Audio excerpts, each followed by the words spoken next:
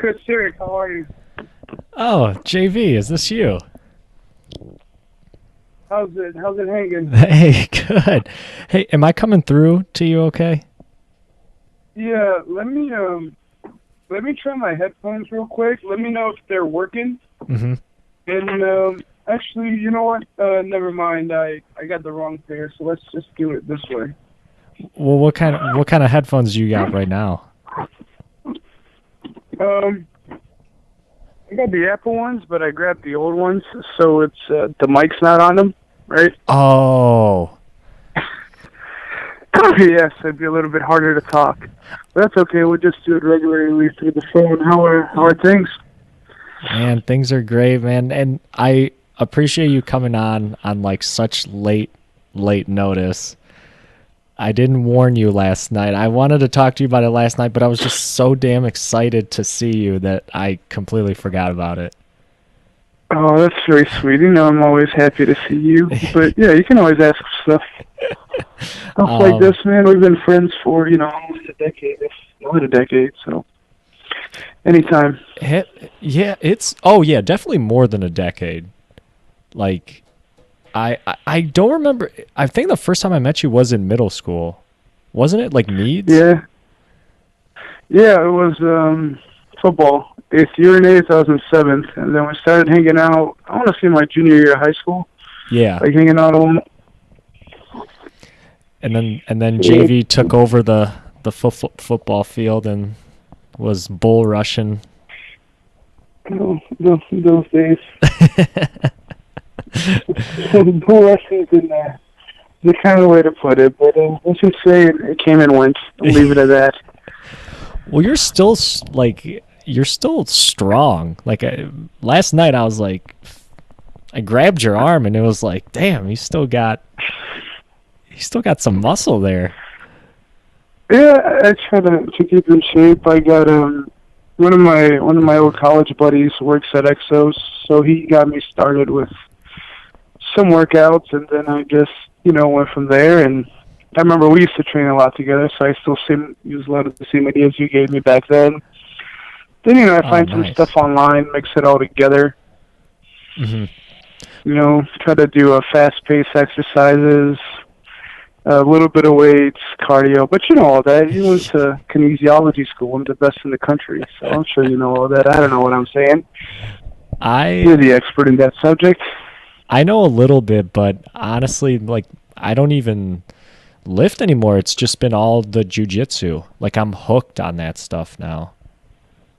That's good. It's building that athleticism. I mean, we don't play ball anymore, right? We don't need your size.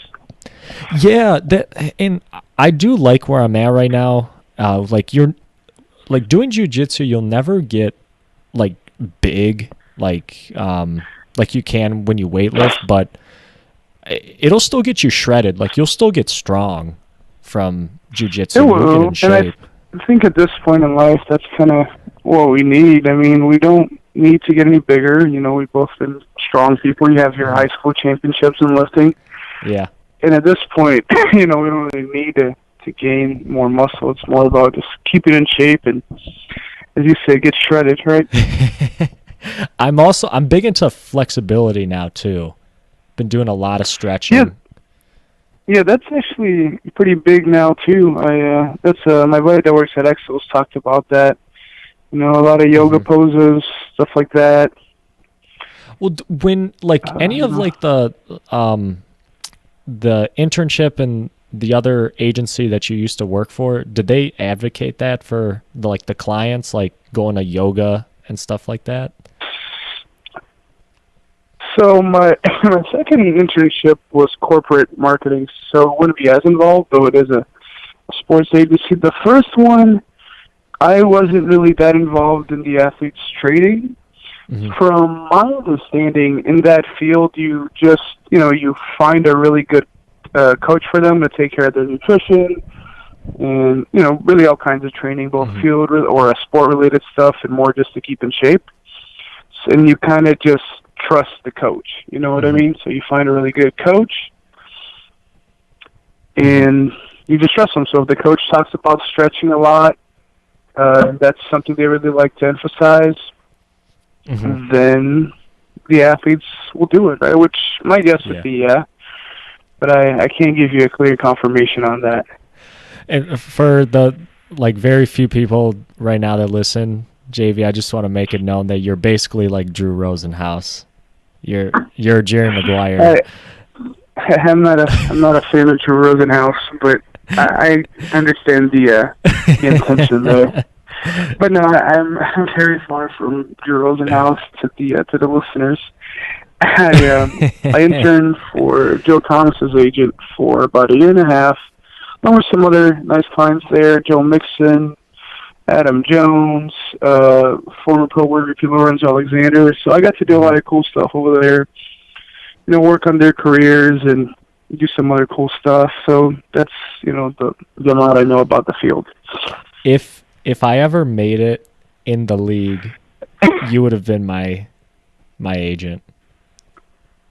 If I ever made you, Chris. it, I would have taken very good care of you, and I would have been very proud to represent you.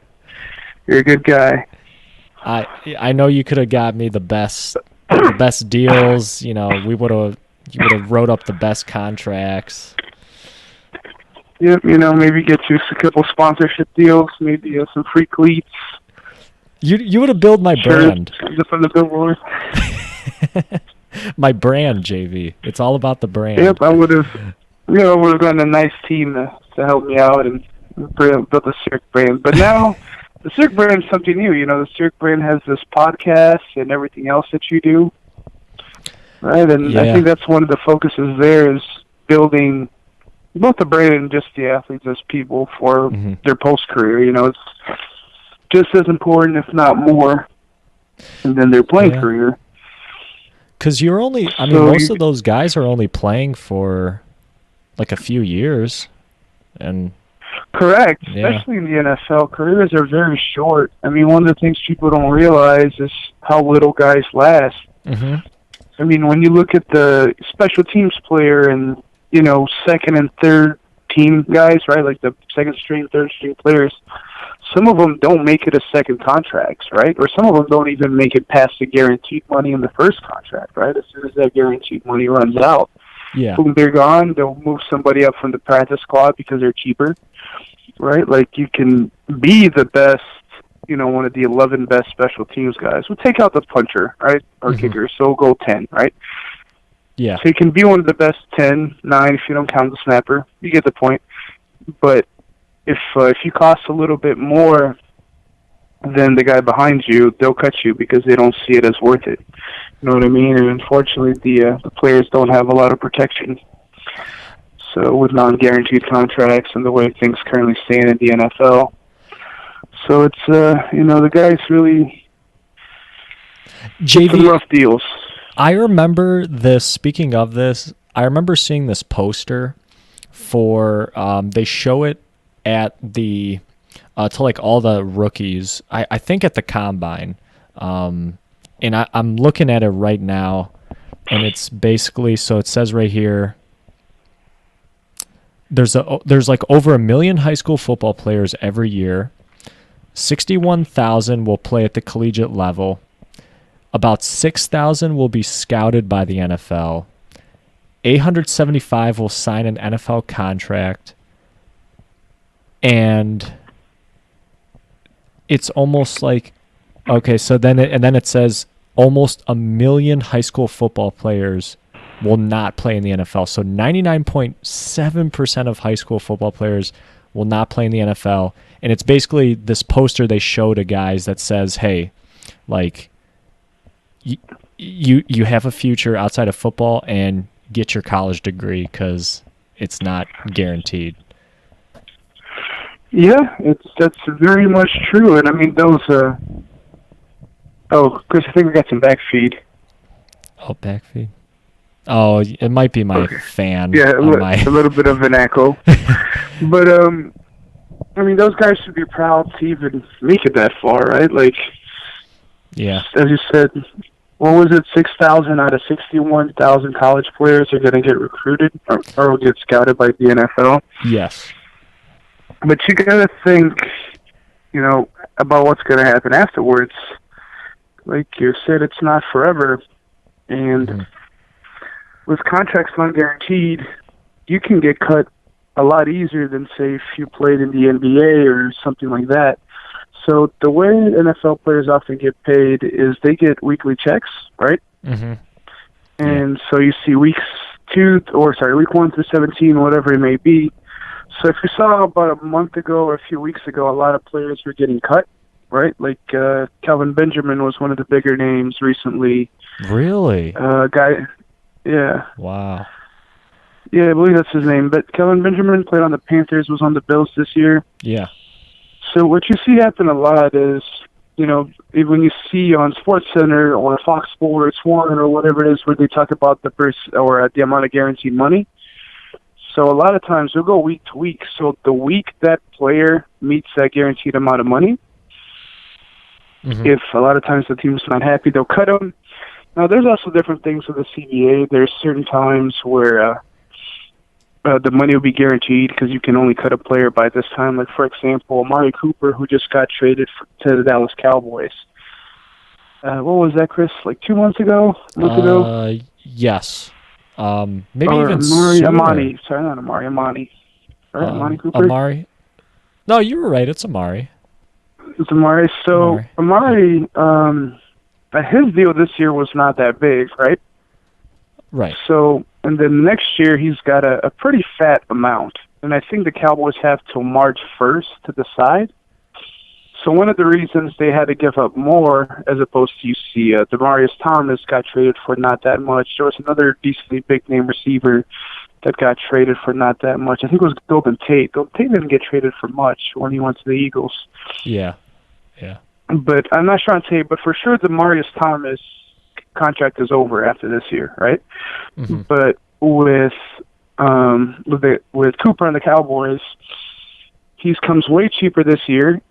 The Cowboys get to evaluate him, and they get to keep him for another year if they would like. They have until March. If they don't like it, they have very little to lose. This season wasn't going well. It's not going to be that expensive for them. Mm-hmm. And then even the amount he's guaranteed next year, if I remember correctly, is a lot less than, say, Dez Bryant would have cost. Right? So you see a lot of talent getting underfunded, right? Not getting the money they deserve. About a week or so ago, Pro Football Focus was talking about how Adrian Peterson said that if he could start all over, he wouldn't play running back because the league just devalues those guys. And it does some real damage financially for him. If he could go back, he would just bulk up and be like a Von Miller type of player. Oh, Von Miller's a beast. That'd be nice. Yeah, and I think that's one of the beauties of pass rushing. Careers can really last. You saw Elvis Dumervil, who was my favorite player ever, play a long time. James Harrison. Dwight Freeney extended his career just because he could pass rush. Later on, he was basically the off-the-bench guy. Yeah. To provide some pressure. So Kyle Vanden Bosch. They get you to Kyle Vanden Bosch. He played a long time, too. Yeah. It was like people's grandpa out there. Yeah. But, so pass rushers get a much better deal than running backs do. Mm-hmm. God. I'm sorry, go ahead. I love the, you're very knowledgeable in this. I would love to get you in here with like Merlot, our friend Mark, who is on the strength conditioning side of things along with me, and then also get my cousin. Did I ever tell you my cousin Brian, who you sacked against Salem? He interned for the Lions in scouting. Oh, I didn't know that. No, I remember last I heard he was coaching at Salem. Yeah. I didn't know he interned. Yeah, man, he interned for the Lions for a year, back when Martin Mayhew was the GM, and then he was there for the transition into Bob Quinn, and then he got let go. He's trying to get back in the NFL right now. He's been applying for like scouting positions, but to get sorry, competitive, but you got to fight. Yeah. I got a friend now. She worked, I think, 2 internships with the Giants, 1 with the Jets, and then now she works full-time with the New York Yankees. Oh, that's dope. That, yeah, she seems to really like it. I got another friend. She's interning with the Rams. And then another one of my buddies is interning with the Browns. He interned with me at Octagon. Hmm. And then so did actually both the girls and this guy on the Browns interned with me at Octagon. And then my old teammate Trey interned with I believe both the Niners and the Giants. Oh, okay. And then, it's competitive. Yeah, it's hard. But you got to stick to it. You go through ups and downs. I've got to work on deals for Hall of Famers, and right now, I'm not involved in any player's career, right? So you will be soon. I can feel it, Jamie. I hope so. Thanks, Chris. I had my moment when me and my friend went to the Hall of Fame, and I saw Joe Thomas's jersey, right, hanging there from his 10,000 snaps. Mm-hmm. And then I was like, oh, I did some work on his career. That's awesome. And then I looked over, and Lorenzo Alexander's jersey was on there because he's the Pro Bowl MVP, or the reigning Pro Bowl MVP. Mm-hmm. And then I was like, oh, I worked on his deal. So I was like, oh, okay, maybe I'll make it. Maybe I'll be okay. Damn, man. That's yeah, awesome. But we'll see, man. It's up and down in this business. You just got to keep fighting. Got to be resilient, and if you have to really, really want it. Mm-hmm.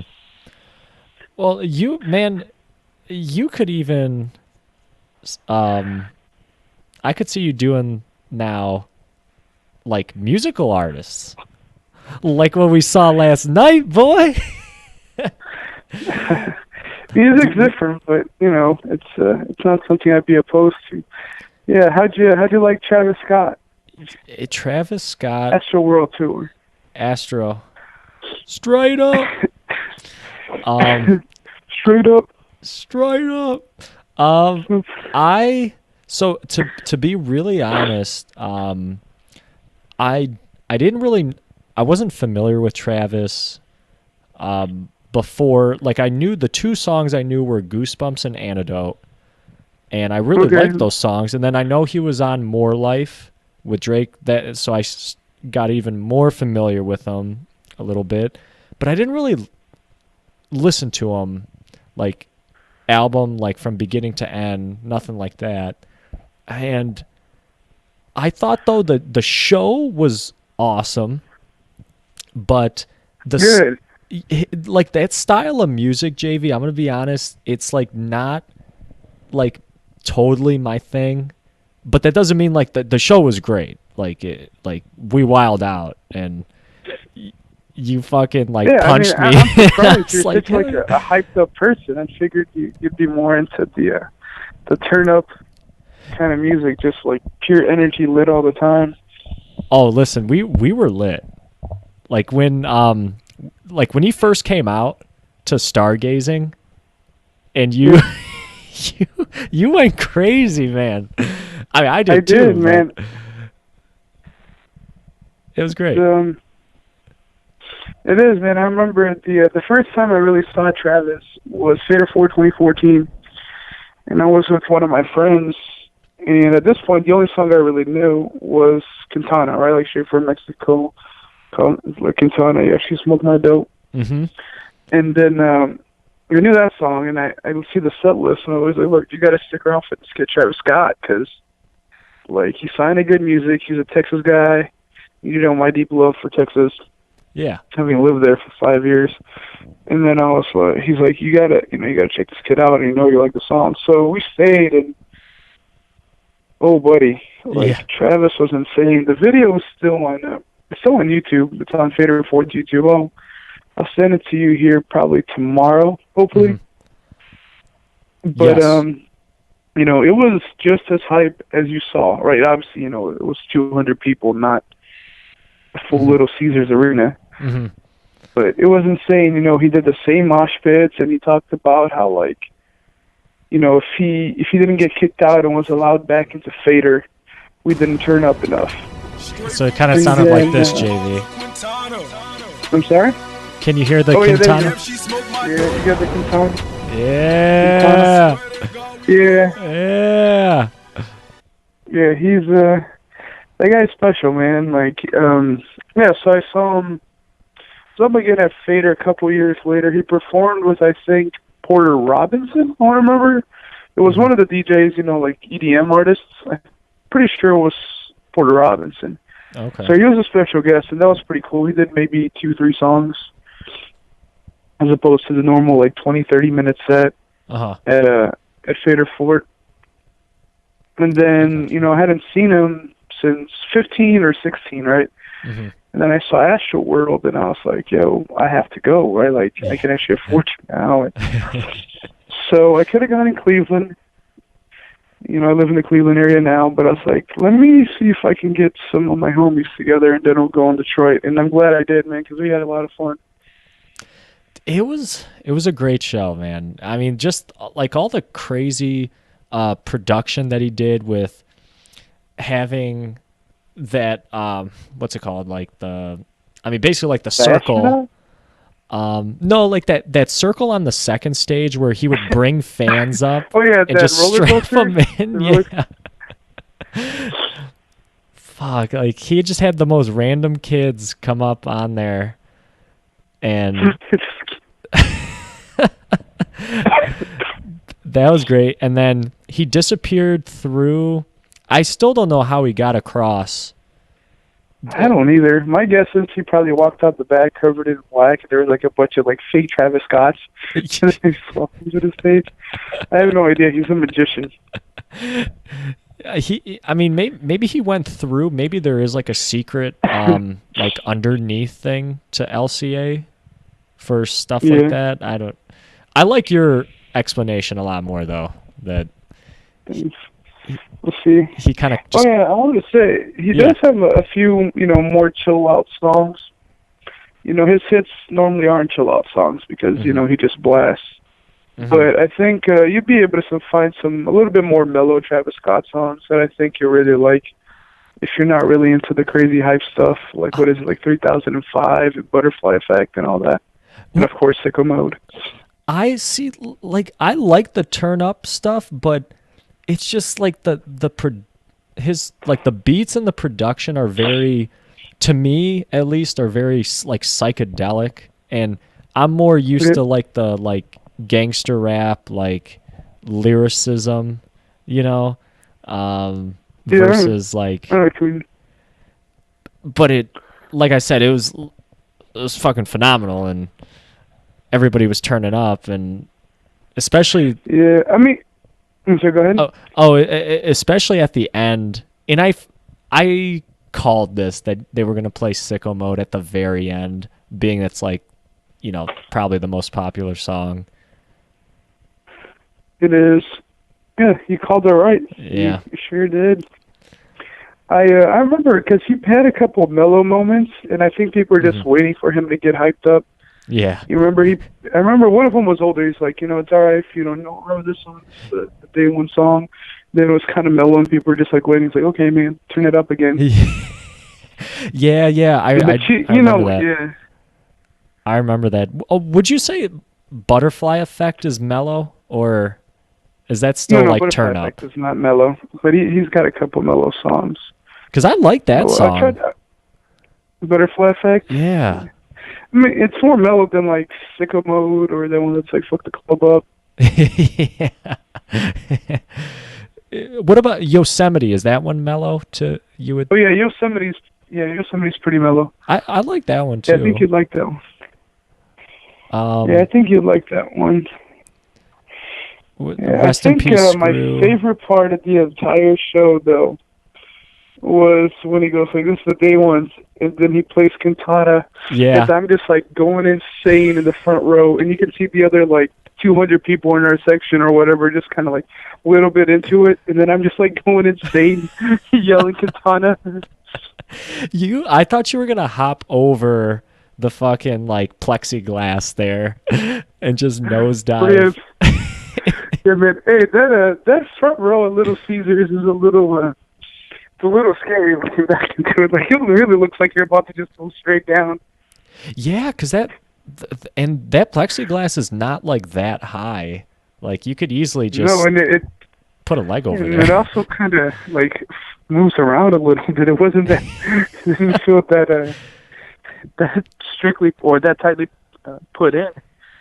Well, when they built LCA, they were not expecting a fucking turning up like Travis Scott, when they first built You it. you can never really prepare for Travis Scott. No.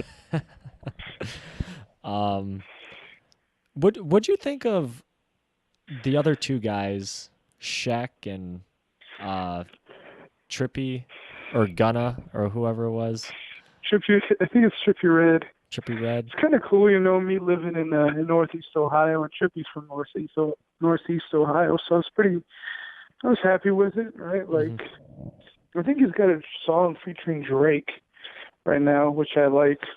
It just popped up on my Spotify a couple times. I was talking to this youngin about it. He's 18, and then, so he told me, he's like, "Oh no, this is like my generation's music," and then he played some Trippy. I was like, "Okay, Yeah. okay, it's not that bad. I like this."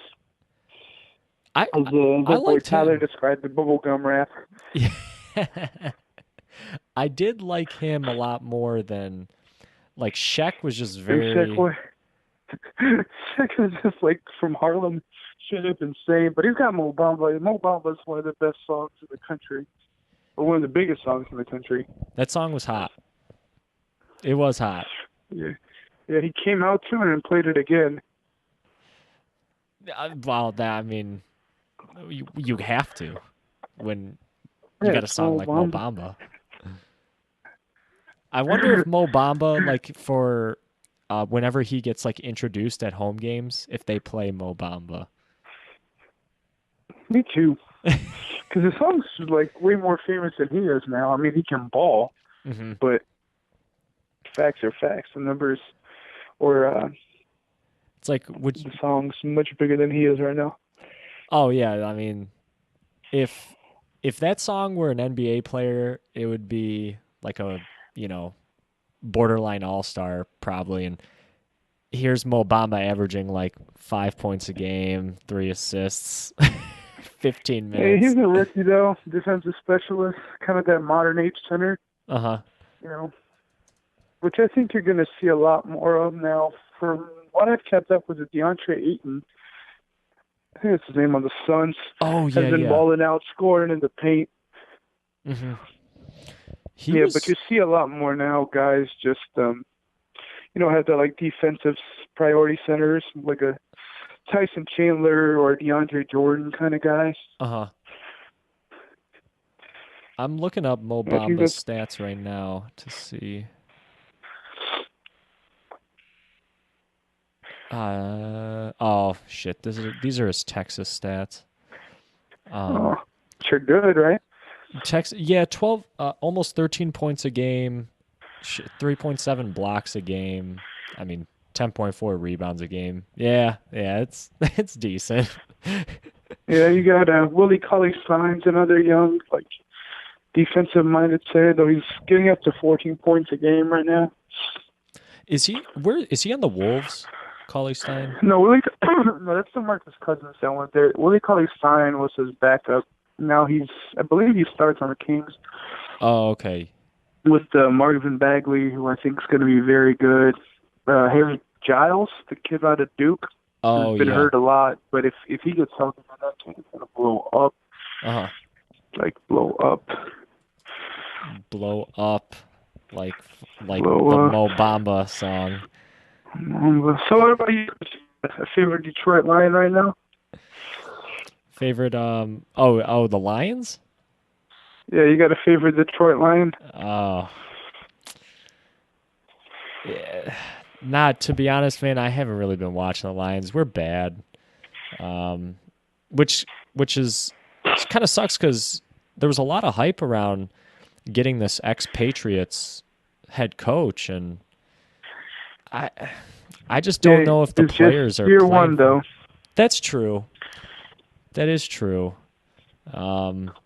My favorite Lion right now, I think, is you know what? Kenny Golladay, the receiver. Kenny Golladay. He's emerged. He's definitely our best receiver. and he's young. It's only his second year. Out of Northern Illinois. He was only a third-round draft pick. So they like him because he's cheap. I'm telling you, yeah. they like those cheap guys. Oh, yeah. Yeah, one of the things that I thought was a really good move by the team, maybe not good for the player, was when the Ravens drafted Lamar Jackson at the end of the first round, like the very last pick. So, if you're drafted in the first round, there's a team option for a fifth year, right, on the contract. Okay. And, so if you would have been drafted one pick later, that wouldn't be there. Now, there's less money with each pick, right? The draft picks are almost slotted, right? So you don't see too much differences in the numbers every year. You kind of just bargain for performance bonuses and guaranteed money, stuff like that. Yeah. Right? Try to get as much up front as possible.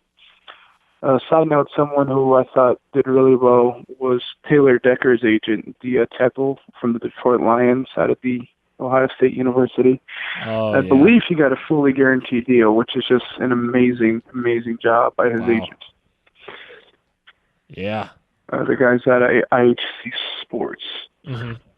But anyway, so we're back to Lamar Jackson.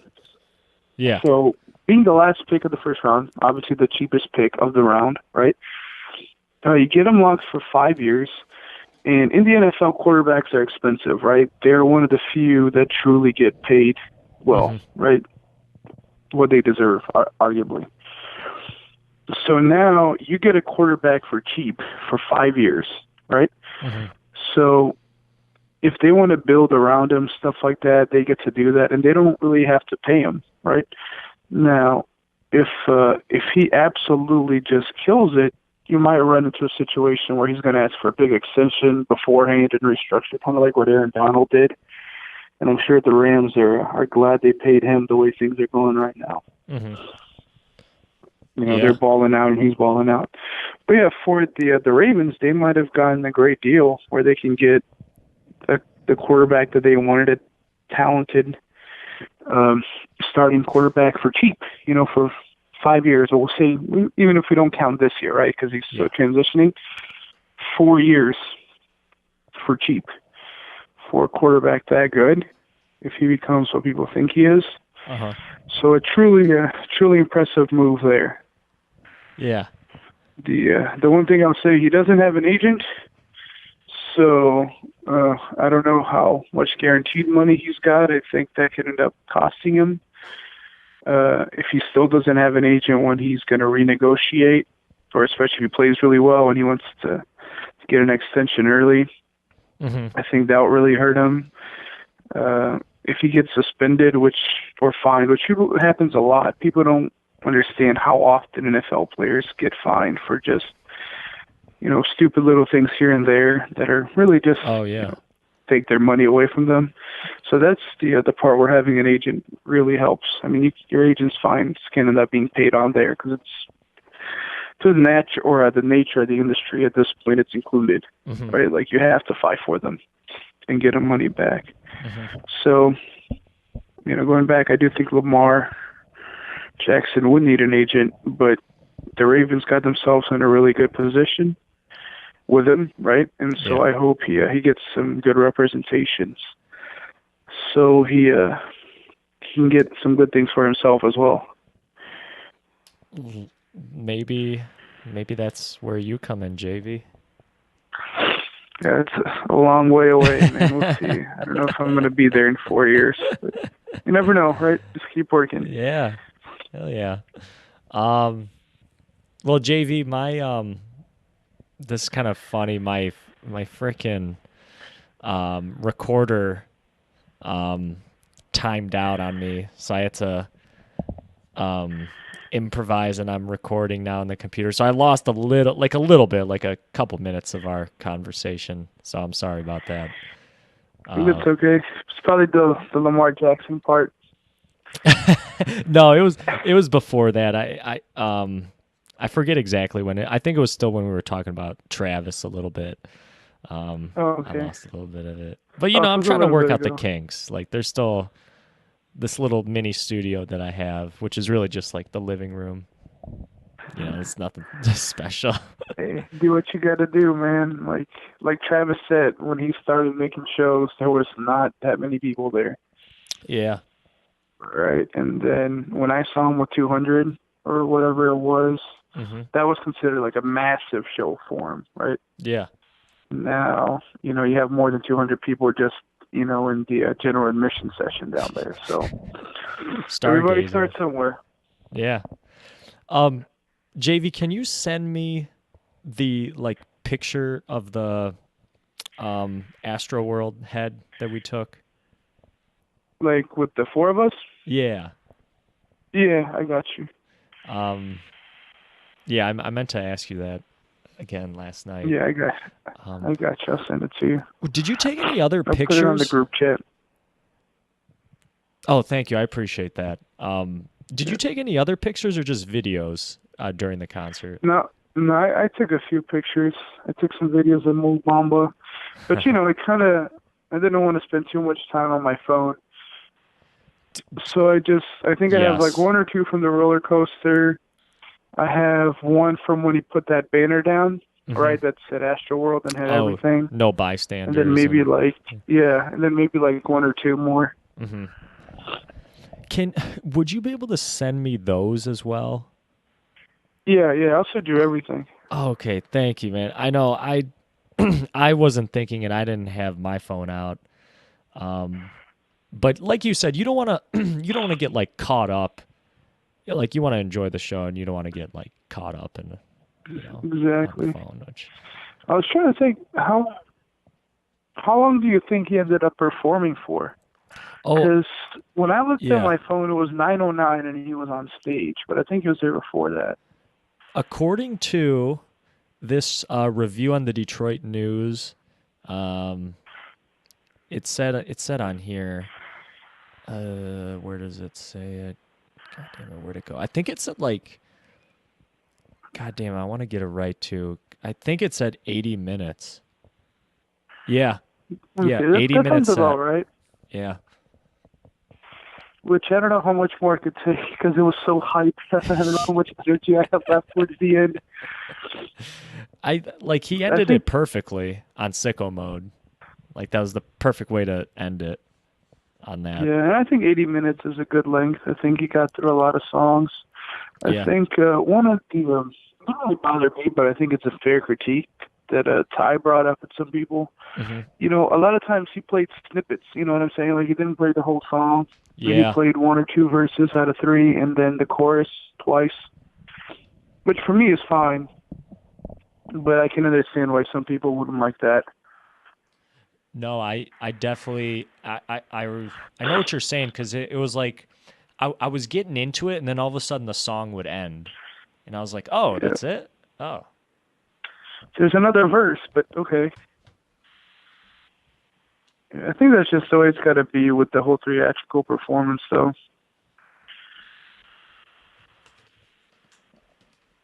Hi, can you hear me? Oh yeah, JV, sorry about that. Okay. I Yeah. had I'm doing double time and I'm I had to shut off the stove because my dinner was done. So, Okay. It's that kind of studio. yeah, yeah, we're making things work around here. But you got to start somewhere. Happy to hear. Yeah.